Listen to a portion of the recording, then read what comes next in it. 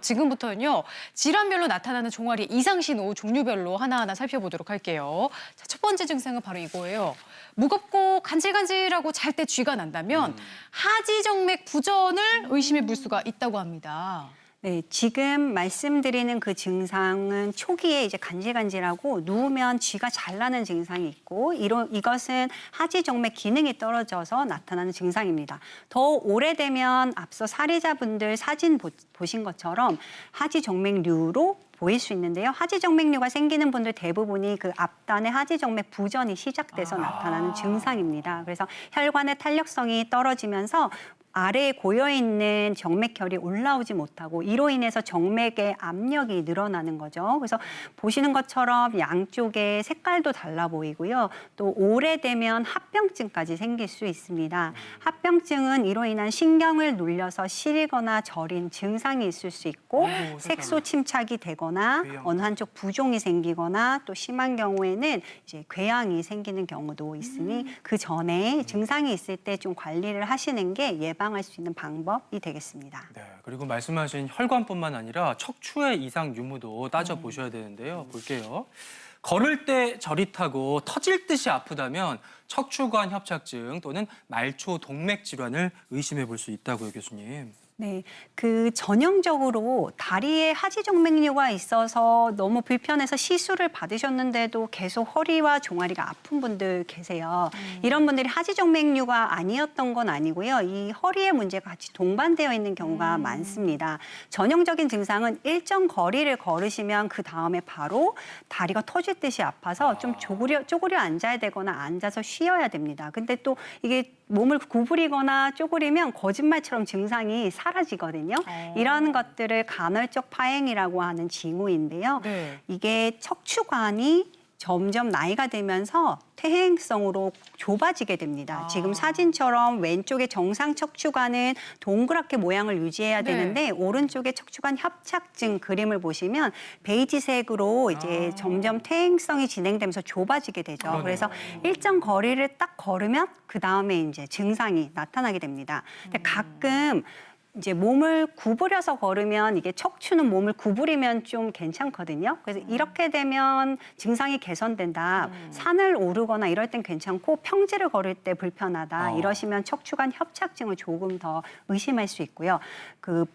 꼭 감별해야 되는 증상이 이제 동맥의 협착으로 인한 증상이 있습니다. 네. 하지에 내려오는 동맥이 이제 점점 좁아지면서 나타나는 증상인데 똑같이 일정 거리를 걸으시면 다리가 터질 듯이 아프신데 이런 경우는 몸을 구부려도 통증이 해소되지가 않습니다. 그리고 이러한 말초동맥 질환이 있는 분들 대부분은 동맥 질환이기 때문에요. 담배를 태우시거나 비만하시거나 술을 좀 드시거나 고혈압, 당뇨, 고지혈증 같은 혈관 장애를 가지고 있는 분들이 많이 있습니다. 그래서 혹시 종아리가 아픈데 내가 허리도 좀 불편하고 걸을 때 좀 힘들다 하시면 혹시 허리의 문제 아니면 동맥 질환의 문제가 아닌지 꼭 확인해 보실 필요가 있습니다. 네. 그러니까 종아리가 아프면서 또 다른 어떤 것도 아픈지 잘 살펴보는 게 감별에 도움이 되는데요. 그 다음도 역시 다른 부위입니다. 종아리와 엉덩이가 같이 아프다면 이번에는 좌골신경통을 의심할 수 있다고요. 네, 실제 병이 아닌가 걱정해서 오시는 분들 중에 정말 많은 분들이 좌골신경통이 있습니다. 좌골신경통 다른 말로 이상근 증후군이라고 하는데요. 엉덩이 아래에 있는 좌골신경이 엉덩이 근육에 눌려서 오는 통증입니다. 그래서 이런 분들은 종아리가 아프면서 엉덩이 중간 그리고 엉덩이 위쪽이 우리하게 불편한 증상이 있습니다. 이건 앞서 말씀드린 증상들은 이제 양다리가 다 그럴 수 있는데 좌골신경통은 반드시 꼭 어느 한쪽 다리만 불편하세요. 그리고 주로 우리나라 분들은 오른손잡이시기 때문에요. 오른손으로 활동을 많이 하셔서 왼쪽에 힘이 많이 들어가거든요. 그래서 왼쪽에 좌골신경통이 있는 분들이 많이 있으십니다. 또 반대로 왼손잡이신 분들은 오른쪽이 불편하시고요. 그래서 종아리가 아픈데 엉덩이가 불편하다 하면 이 골반이 약간 틀어져서 오는 통증이 아닌가 생각하시고 이상근 증후군 엉덩이 근육을 풀어주는 스트레칭이 또 종아리에 도움이 됩니다. 근데 또 이런 종아리 통증이 어느 날 갑자기 시작됐다면 얘기가 또 달라진대요. 볼까요? 갑자기 한쪽 종아리가 붓고 아프다면 심부정맥 혈전증을 의심해 볼 수 있다고요. 네, 지금 같은 증상도 갑자기가 아주 중요한 포인트고요. 두 번째는 어느 한쪽 다리에서 나타납니다. 한쪽이요? 정맥의 기능이 떨어져 있는 상황에서 정맥혈이 고여 있다가 이 혈액이 뭉쳐서 혈전이 되고 그래서 하지 어느 한쪽 혈관이 막히면 갑자기 붓고 통증이 있을 수 있습니다. 또 이 혈관이 심장 쪽으로 이어져 있잖아요. 그래서 이 혈전이 올라가서 심장 근처가 막히면 사실 좀 호흡 곤란이 있거나 위험해질 수도 있습니다.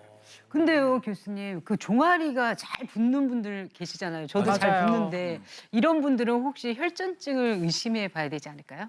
심부정맥 혈전증은 네. 일반적으로 생기는 부종과는 다릅니다. 아, 그래요? 예, 그렇기 때문에 이제 다르게 보셔야 될 수 있어야 되는데요. 이코노믹 증후군이라고 그래서 이코노미 좌석에서 오랫동안 비행을 그러니까 하실 경우에 또는 침대에 오래 누워 있을 경우에도 이런 부종은 생길 수 있습니다. 우리 생활에서 느낄 수 있고 또 경험할 수 있는 부종들은 아무래도 직업적인 특성 때문에 오래 서 있거나 또는 앉아서 오래 일하시는 분들에게도 이것이 생길 수 있습니다. 아무래도 다리에 피가 많이 몰리고 발목 또는 종아리 부위에 수분이 많이 쌓이게 되면서 이것이 붓게 되고 또 그 주변을 압박해서 아프게 되는 것이죠.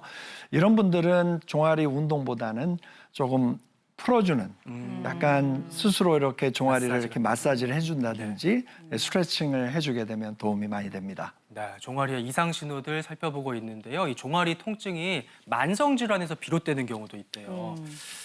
저리고 자갈밭을 걷는 것 같다면 당뇨병성 신경병을 의심해 볼 수 있다. 무슨 얘기예요?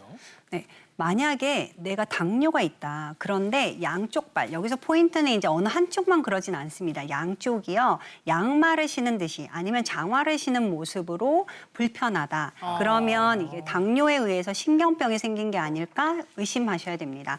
당뇨라는 병은 이제 혈관을 지나다니는 피가 설탕물로 걸쭉한 거잖아요. 이게 걸쭉하다 보니까 아주 가는 말초 혈관부터 손상이 되고 순환 장애가 생깁니다. 그러면 발끝에 있는 가장 가는 혈관부터 손상이 되고 그래서 발끝부터 저린 느낌이 있고요. 이게 서서히 올라와서 양말 신듯이 서서히 올라오게 됩니다. 그리고 발바닥은 걸으실 때 자갈밭을 걷는 것처럼 불편하시고 종아리도 찌릿찌릿하다. 그러면 혹시 내가 이게 당뇨가 조절이 잘 안 돼서 생기는 신경병이 아닐까? 꼭 당뇨 주치의와 상의하셔서 관리하셔야